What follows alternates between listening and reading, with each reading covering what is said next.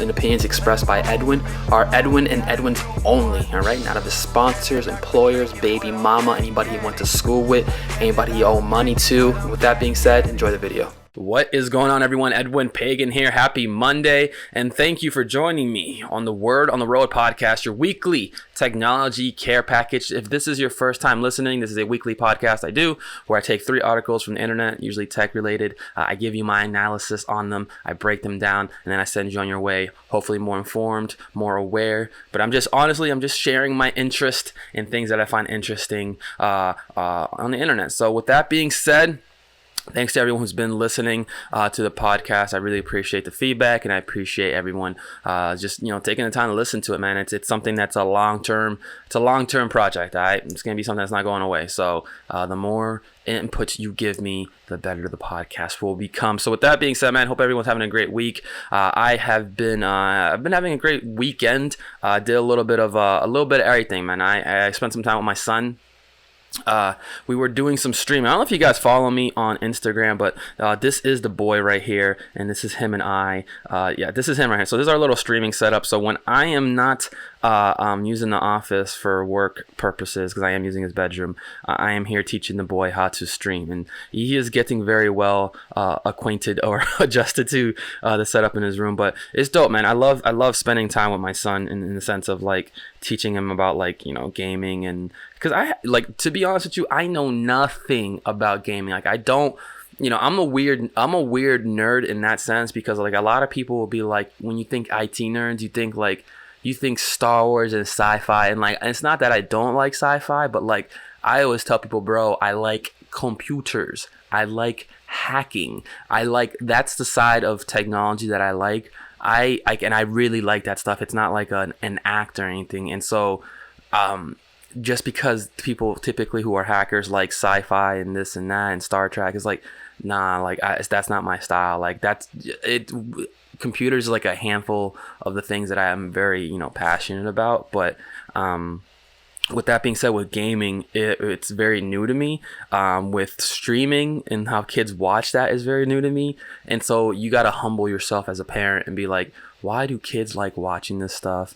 And then learning how to play it. And honestly, I get why kids like it. It really is an escape. It's not like a sandbox like what you see with PlayStation games, where like you're kind of limited to this like little canvas of what the game is. With Roblox, you have kids who are building their own worlds, building their own things, inviting people over. That's really dope that kids do that in the game. So and then I also went to a 90s party, son. That was interesting. So it was my sister-in-law's 30th birthday, which is awkward because she's the same age as me. But no, shout out to Sabrina. But we were at she had a 90s theme party, and that was pretty dope, man. Because it's like, yeah, I'm a 90s baby, and it's like, what did we dress like? And it's like, I don't really remember what we dressed like as much as like, how we acted. It feels like the 90s or 1990s was like back in like it was like a couple weeks ago, and it's like, nah, it's crazy how time flies, bro. But yeah, we had a 90s party. It's crazy too. So I went to a 90s party. It was also, shout out to my sister-in-law. She had a 90s party. It was really dope. It was weird, man. I tried to go for Tupac, and then everybody was kind of just like, nah, fam, you kind of just look like Drake. And it's like, don't disrespect Drake like that, bro. I don't appreciate you disrespecting Drake like that.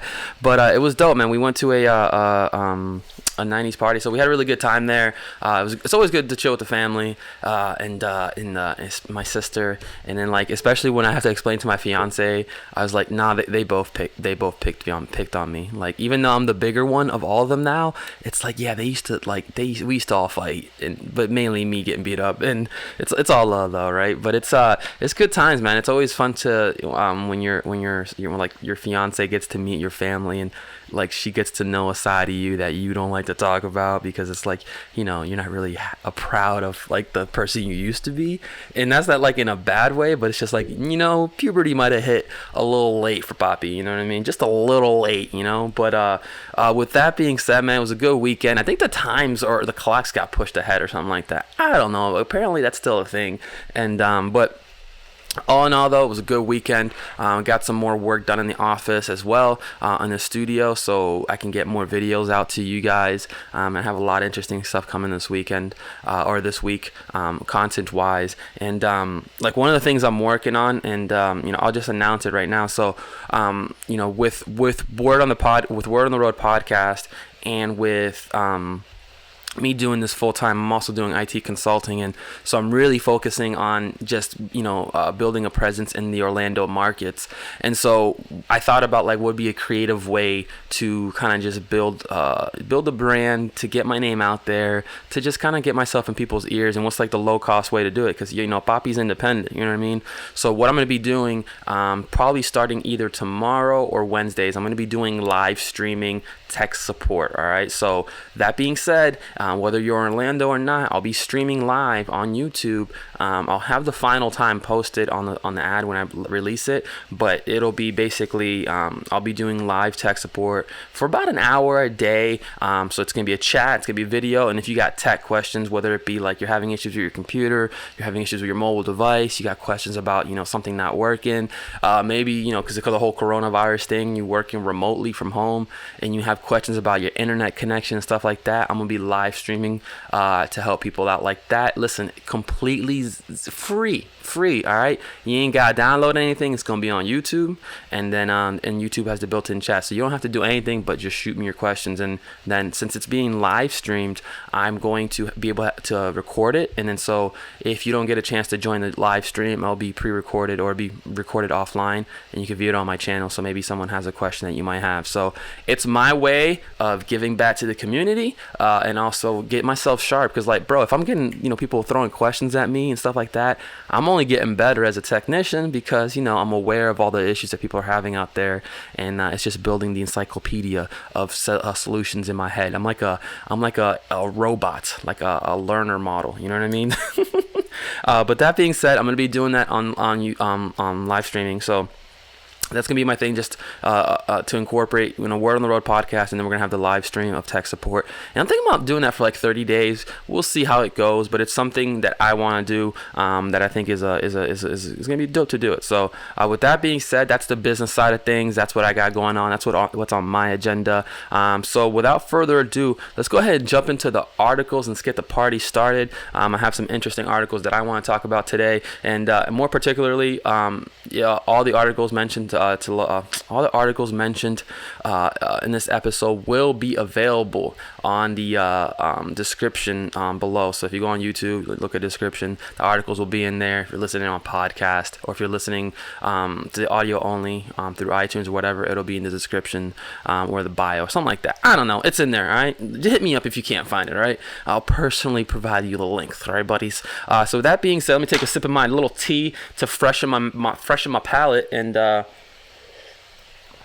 let's do it, man. So let's go. First article coming from the fine folks at CNET, which is Facebook bans face mask ads to curb their coronavirus exploitation. Man, now, I know we've been talking about this a lot with Amazon and some of the stuff that they were doing with fake sellers and price gouging, but now even Facebook is taking an initiative to say, hey, we're gonna make sure that people aren't selling face masks, because listen, this is what sucks about people these days, man, and this is what's crazy, is that like people like to exploit others in a time of need. So what does that mean? It means that because everyone wants face masks, people are going to sell those face masks for $200 a mask or something like that, right?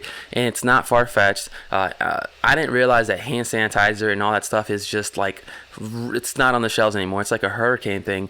And so of course supply and demand is going to lead to the price going up, but there's people who are clearly price gouging. And now what's really interesting about kind of what's going on here as well is that Apple is also taking an initiative as well to make sure that they're removing applications that are spreading misinformation about the coronavirus. And that's very important, because listen, we're living in a society where people believe everything they see online. People believe anything they see in the App Store. They're like, if it's in the App Store, it's Apple, it's got to be legitimate. And so what you're going to see is that like you're going to have apps that are kind of driving up the fears of people to get clickbait, to get ad revenue, or to sell sanitizer hand sanitizer, but they're trying to basically capitalize on this issue, on the whole coronavirus thing. And so companies have to take action now before it becomes out of hand, because people will exploit this and make it into something that it does not need to be. And so shout out to Facebook for kind of taking a stance on that. So they're saying that they're blocking listings for certain face masks. So they're blocking it altogether from being sold on the marketplace. So you cannot sell any type of mask for coronavirus purposes on Facebook, and you cannot sell supplements that state that it will prevent you from getting coronavirus on Facebook, because the reality is that people will buy it. And it's a sad reality that, like, yes, there's 90% of people who are smart enough to like say this is bull, but that 10% who's still able to do it, that's still money in the bank, and that's why these type of scams exist. So it's crazy what's going on with this coronavirus stuff, man. I tell you what, it's like, who would have thought, man? Everybody thought that robots were gonna kill us. Little did we know it would be some virus, named after a delicious beer that's famously drank by Vin Diesel in all the movies. So with that being said, next article is an interesting little piece I found from the fine folks at TechCrunch, which is especially, I don't know if these articles are all kind of aligned with the whole coronavirus thing, but this is dope. A little article I found about basically a bathroom cleaning robot that's trained in virtual reality to clean up after you. So this is really cool, but I kind of wanted to kind of touch bases on this. So this robot, if you look at this video real quick, is kind of designed to clean bathrooms, right? So this is the robot in action right now. So it kind of, in virtual reality, sees the entire bathroom, sees the location of it, everything is fixed, and then the robot comes into town. I'm gonna forward it a little bit. Look at this humongous thing, and all this bad boy is doing is just cleaning the bathroom. Now, it's cleaning the floors, you know what I'm saying? It's getting all that pee-pee off the floor. Listen, I find bathroom floors disgusting, bro. And I want to say something real quick to all the guys out there who walk in the bathroom at the gym barefoot. You're disgusting, bro. You're disgusting. Especially, I've seen guys using the urinal barefooted. You're disgusting. That's how you get every disease in the world. But with that being said, back to the article or video. This is a robot that's designed to basically clean the bathrooms. Now, what I thought was really interesting about this article, right, is that it's it's made by this company in New York City. CEO Michael Levy. What's the name of the company, man? At TC Sessions Robotics. What's the name? What's the name?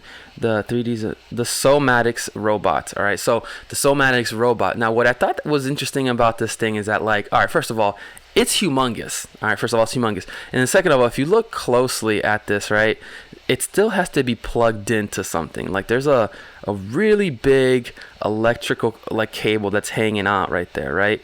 And so it has to be plugged in. So it's not a completely autonomous robot. This thing still has to plug itself into something. So with that being said, someone has to plug this robot in. So what was also really interesting is that the starting price for this robot is, so it costs $300,000. That's off the gate, right? But you can lease it out for about $1,000 a month. So think about that, $1,000 a month. Now, how they say it can do about 8 hours of work. So it can clean up however long it takes to clean a bathroom, about 8 hours. So some people might look at this robot and be like, yo, this is going to be the thing that is going to replace us. But the reality is that this doesn't make any economical sense, because the reality is that a cleaning team or crew that's a team that cleans, right? Like, if a company hires a external party or vendor to clean the bathrooms, I guarantee you it's not $1,000 a month. And if it is $1,000 a month, it's a really good service. This thing doesn't make any practical sense. The fact that you have to plug it in, to me, shows that it's not, it's not a complete autonomous robot. Something still has to plug it in.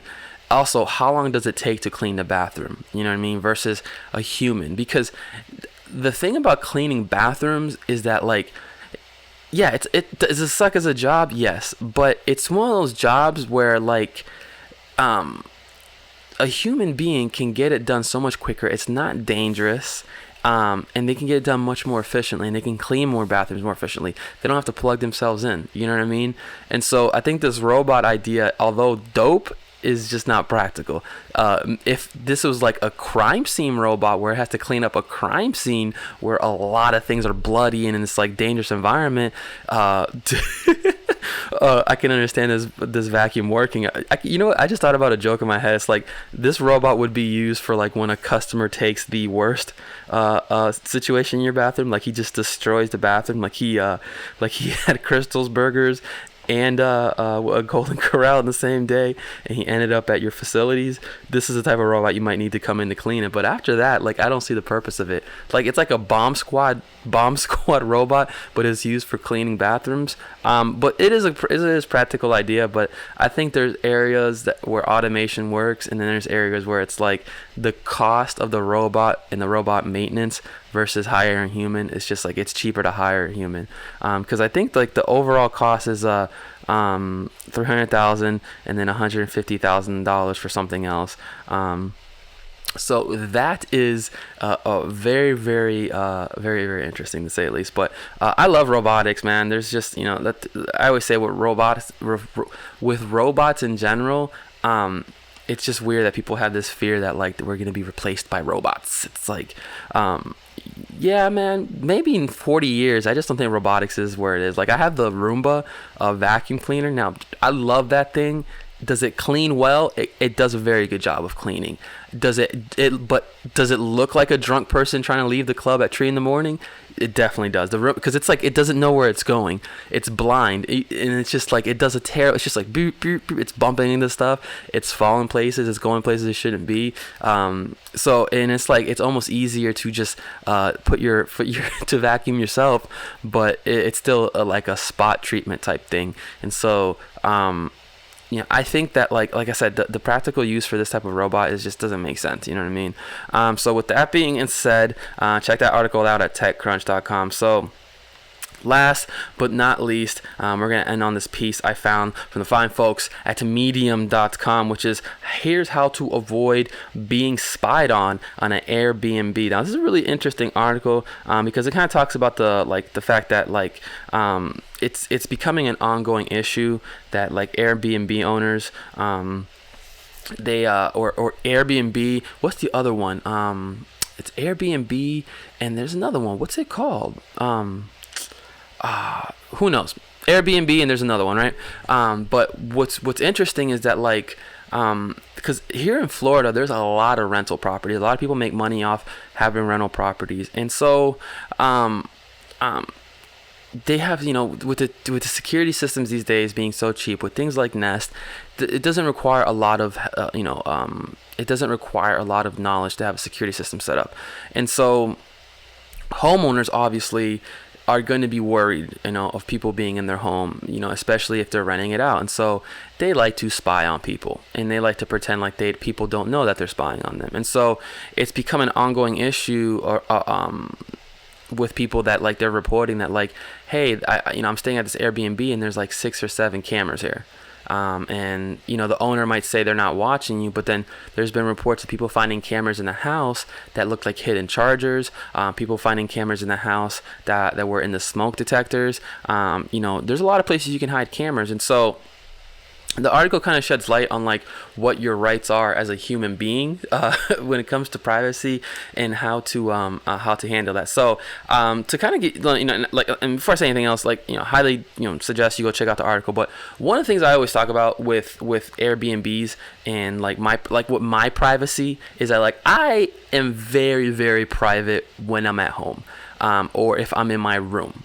And it's my thing of it's my space, and I'm a very compartmentalized person in that sense. But I have no problem being wide open with people out in public and in certain spaces. But when I'm in my hotel room or I'm in my house, I don't want anybody to know what I'm doing. And it's not that I'm doing anything good or bad. It's that I don't like people. I'm one of those people that I don't even let housekeeping into my room because I just don't like it. I'm messy when I'm by myself sometimes, and I don't like people knowing that. It's just one of those things where it's I don't want people seeing my underwear that are on the floor. And so I'm very big on that whole privacy thing, and I can always tell when someone's in the room or has been in my room when I was away. It's just one of those feelings that you get.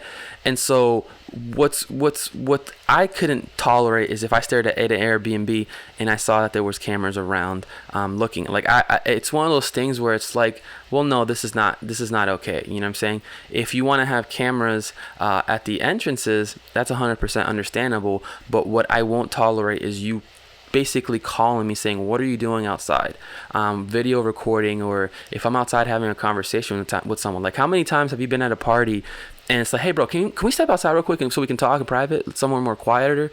You know, a ring doorbell can pick up all that noise, everything that you're having. And so if this homeowner wants to be nosy, they could easily be listening to this conversation. And so one of the things the article talks about is, like, you know, how to detect if there's cameras in the house. And it's sometimes it's very easy to detect a camera, you know, the nest.com, the ring.com.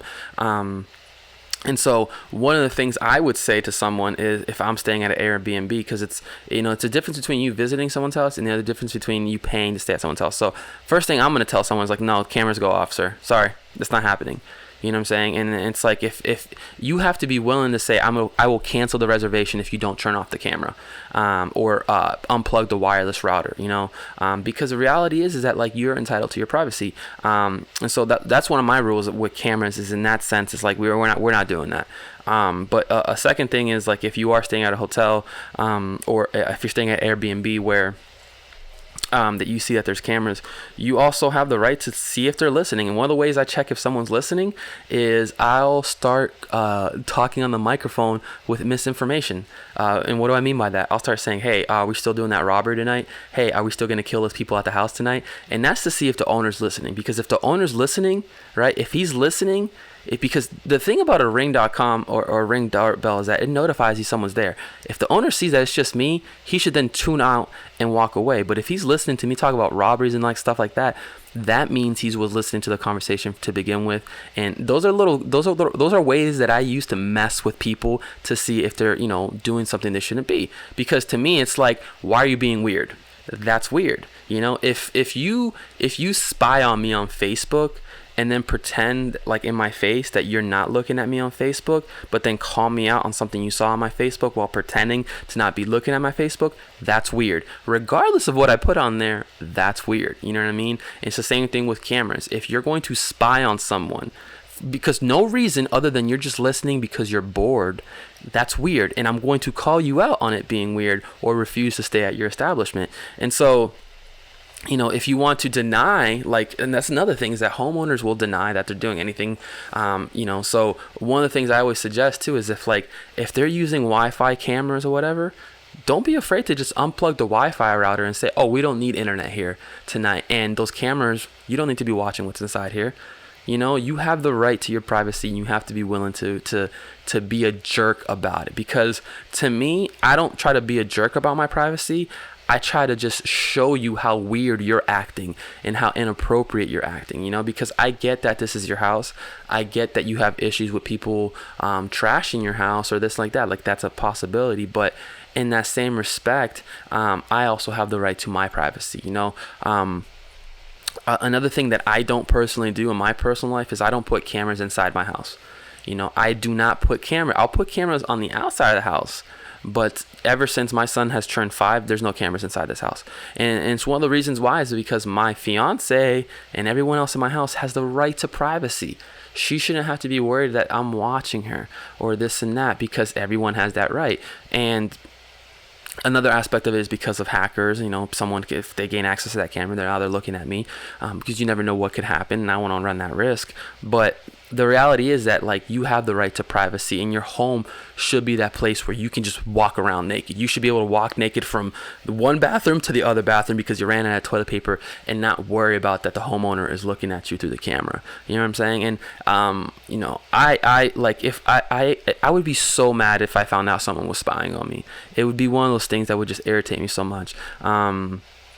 So yeah, the article is really dope. They have some interesting talking points about ways to detect cameras, and what you can do if you see them. And I feel like I'm reminiscing too much on this. I'll add one last thing that I thought was really funny, is that if you've ever been to, like, You ever been to like Applebee's or like Chili's, and it's like the little computer thing that they let you pay on? Like, you ever seen the register thingies like at the table? So they have these little things right here, and it's like you pay for your meal. So it's at the table, and it's like, yep, that's how you're gonna pay for your food. So one of the things that I found was weird about these one time, because I think we were getting ready to pay somewhere.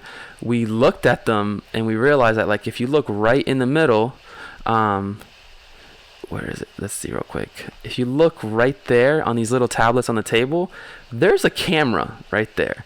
And so I remember I told my mom, because my mom was having dinner with me, I was like, Mom, why is there a camera here? Are these people spying on us? And then so I was like, you know what? Let's see if they're spying on us. Let's find a way to do it. So I just started whispering into the camera. I was like, I'm going to rob this place. Mom, get me my gun. I'm getting ready to rob. I'm getting ready to rob. Rob, rob, rob. Kill, kill, kill. And then when nobody called the police and the staff didn't come to the table acting all weird, I knew they weren't listening, and that camera was only used for scanning gift cards. So funny story. But with that being said, man, that concludes this episode of Word on the Road. My name is Edwin Pagan. Thank you again for listening. This is a podcast I do every Monday, Wednesday, and Friday. It's available on YouTube and on all major podcast platforms. So with that being said, make sure to subscribe to the channel. Like if you like the videos. Make sure to turn on notifications so you can be notified when this podcast drops. But until next time, guys, this has been Edwin Pagan, Word on the Road podcast. Take care, everyone. Peace. Alex, what are you doing? Watching my dad's channel. You're watching your dad's YouTube channel?